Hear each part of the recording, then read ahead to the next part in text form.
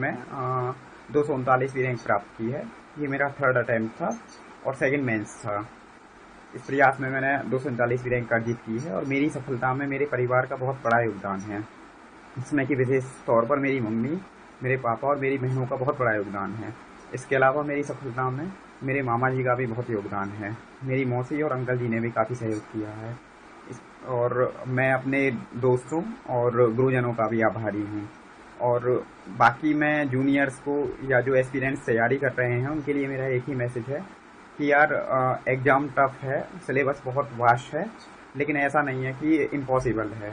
और कोचिंग भी ज़रूरी नहीं है कि आप कोचिंग करें तभी आप एग्ज़ाम निकालें, क्योंकि मैं इस कंडीशन में नहीं था कि मैं अफोर्ड कर पाऊँ इतनी महंगी कोचिंग।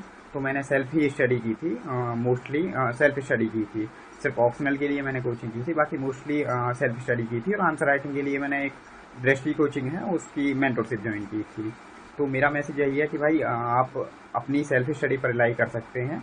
इसके अलावा इंटरनेट का, जैसे इंटरनेट इतना पॉपुलर है ही, तो इंटरनेट पर काफ़ी सोर्सेज हैं, आप वहाँ से हेल्प ले सकते हैं। और अपनी मेहनत में ईमानदारी रखें, अपनी प्रोसेस में ऑनेस्टी रखें, परसिवरेंस रखें। एग्ज़ाम टफ है, लेंदी प्रोसेस है, तो परसिवरेंस का होना बहुत ज़रूरी है। अपने माता पिता और दोस्तों का सहयोग लेते रहें और उनकी हेल्प लेते रहें, उनके साथ बात। बस ये है कि महसूस क्या कर रहे हैं, अच्छी बात है कि जो आज यहाँ तक आए गए हम। आपके घर की कंडीशन कैसी है? मैं देख रहा हूँ कि इधर आपका छप्पड़ पड़ा हुआ है। हाँ, छप्पड़ पर हो, बारिश हो तो हम बड़े परेशान हैं। अभी आप चूल्हा चला रही थी माता जी, हाँ, तो क्यों, क्या वजह है कि आप चूल्हा चला रही हैं? घर में गैस नहीं है? गैस नहीं है, भरी हुई नहीं है, पैसा की परेशानी है। पैसे की वजह से गैस भी। हाँ, तो इतनी तंगी के हालात में आपके बेटे ने पढ़ाई की, कुछ बात बताइए, किस तरीके से पढ़ते थे वो? वैसे ऐसे ही पढ़ते थे, हम भी ऐसी मेहनत मजूरी करे हैं। और क्या किसान है आदमी है, हम क्या कर सकें, बस इतनी हमने मेहनत मजूरी करके हम यहाँ तक लाए। जब बारिश के मौसम में भी आप इसी छप्पर के नीचे रहते थे? हाँ, इसी छप्पड़ के नीचे खाना बनावे हैं। पवन भी यही पढ़ाई करते थे? हाँ। क्या दिनचर्या थी पवन की, कुछ बताइए। हाँ? क्या दिनचर्या थी, कैसे पढ़ते थे? बस ऐसे ही पढ़ते थे, क्या नाम है, अपने शांति माहौल में और अपनो शांति रखे घर में, वो पढ़ता रहता था। आपके यहाँ इन्वर्टर भी नहीं है, ना, लाइट चली कुछ जाती नहीं होगी, है। तो फिर कैसे पढ़ाई करते थे? मोबाइल से ऐसे ही पढ़ाई करते। हाँ।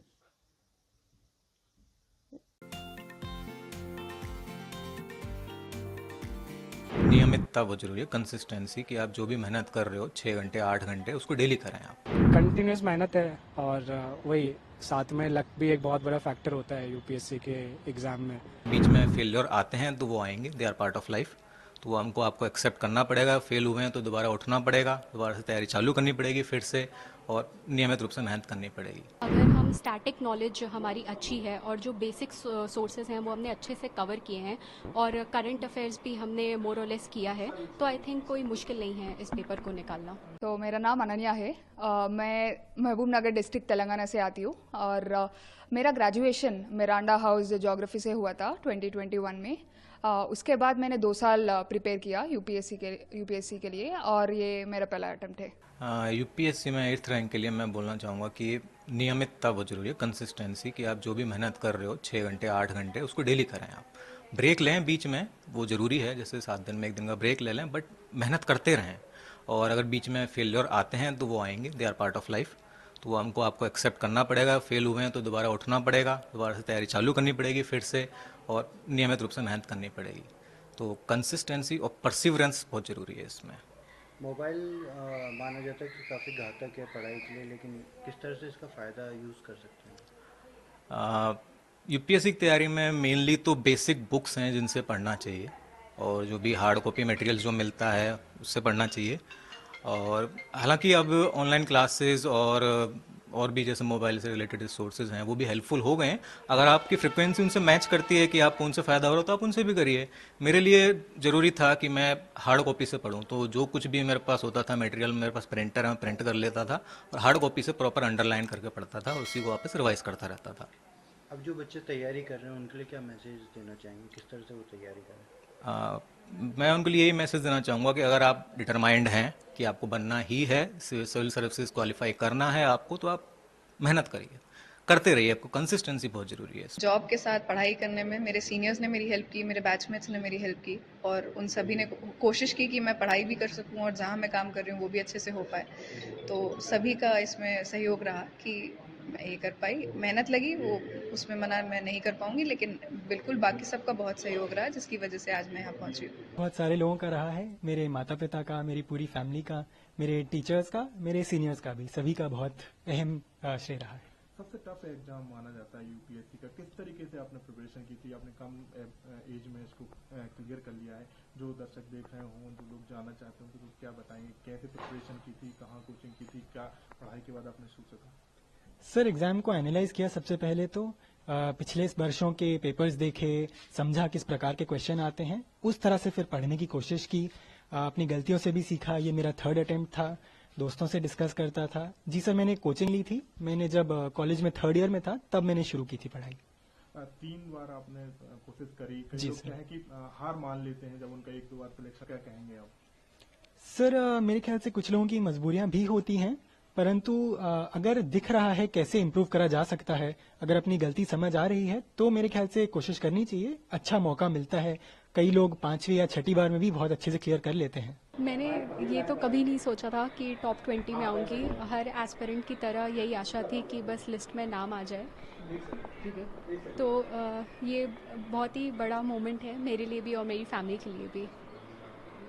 तैयारियाँ की गई आप लोग, कितना चैलेंजेस था ये? हाँ, एक्चुअली ये मेरा 2nd अटेम्प्ट था और मैं तैयारी 2021 से कर रही हूँ, तो अभी 3 साल हो चुके हैं और चैलेंजिंग रहा है ऑफ कोर्स ये पाथ, क्योंकि बहुत आइसोलेशन में रहना होता है, अकेले रहना होता है, सोशल लाइफ पे बहुत सैक्रिफाइस करना होता है। लेकिन इसके बावजूद मैं समझती हूँ कि फैमिली और फ्रेंड्स ने काफ़ी मुझे सपोर्ट किया इस जर्नी में। अच्छा, जब तैयारी कर रही थी तो क्या लग रहा था कि टॉप 20 में इस तरह से रैंक आ जाएगा? एक्चुअली मैं जब तैयारी करी थी तो मैंने कभी ये सोच के नहीं चला कि मुझे इतनी ही रैंक चाहिए या इतनी रैंक पानी है।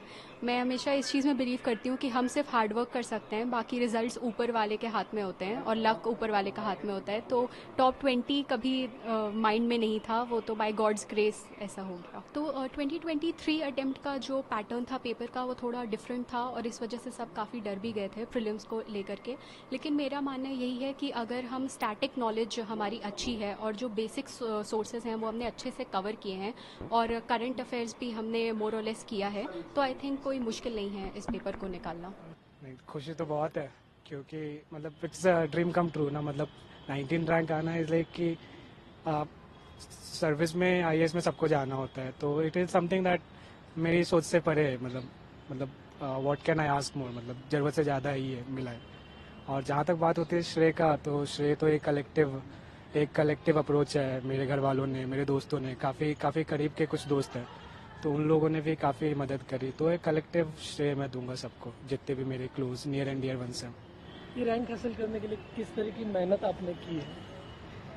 मेहनत तो ये कंटिन्यूस मेहनत है और वही साथ में लक भी एक बहुत बड़ा फैक्टर होता है यूपीएससी के एग्ज़ाम में। तो मेहनत तो ऐसा है कि कंसिस्टेंटली मेहनत की थी मैंने, मतलब कंटिन्यूसली पढ़ना होता है। प्रोसेस ही ऐसा है कि आपको पढ़ना ही पड़ता है। तो एट द एंड सारे फैक्टर्स अलाइन होके एंड देन फाइनली रिजल्ट आया, तो अच्छा लगा। क्या आपका सपना है? देश के लिए क्या करना चाहते हैं? देश के लिए सपना तो यही है कि अभी जो भी चीज़ें चल रही है कुछ कंट्रीब्यूट कर पाऊँ पॉजिटिवली किसी भी सेक्टर में जहाँ पे भी काम करने का मौका मिलता है, बी इट एजुकेशन या फिर हेल्थ केयर, कहीं पे भी जहाँ भी पोस्टिंग होती है, जो भी काम मिलता है, अगर मैं उसमें अपना बेस्ट देता हूँ तो वो मैं समझूंगा कि मैंने जस्टिस किया। तो वही मेरा एम रहेगा मेन। तो बहुत खुशी हुई मुझे रिजल्ट देख के। I was very happy and very grateful that I got a rank, I got a service and मुझे इसको हासिल करने में यूपीएससी तो ऐसा एग्ज़ाम है जिसमें मेहनत तो लगती ही है, हर एग्ज़ाम में मेहनत लगती है। तो मैंने यही कोशिश किया कि रोज़ कंसिस्टेंटली पढ़ाई करूँ 8 से 9 घंटे, फिर मॉक टेस्ट सॉल्व करना, प्रैक्टिस करना, कुछ ऑनलाइन क्लासेस भी लिए थे कुछ टॉपिक्स कुछ सब्जेक्ट्स के लिए, तो ये सब मैंने किया था। कितने घंटे की पढ़ाई इसके लिए ज़रूरी रहती है और टॉपिक्स क्या क्या मेन टॉपिक्स रहते हैं इसके लिए? घंटे तो फिर वो पर्सन टू पर्सन वेरी होते हैं, बट मेरे लिए मैंने ये देखा कि 8 to 9 hours daily was good for me, and exam के टाइम ये बढ़ जाते थे क्योंकि फिर उस समय ज़्यादा पढ़ना पड़ता है। एंड इम्पॉर्टेंट टॉपिक्स तो फिर प्रीवियस ईयर्स क्वेश्चंस एनालाइज करके ही पता चल जाते हैं, क्योंकि यूपीएससी के कुछ थीम्स है जो वो क्वाइट फ्रीक्वेंटली रिपीट करते हैं, तो उसको एनालाइज करके सिलेबस को साथ में रख के वो आप पहचान सकते हैं कि कौन से इम्पोर्टेंट टॉपिक्स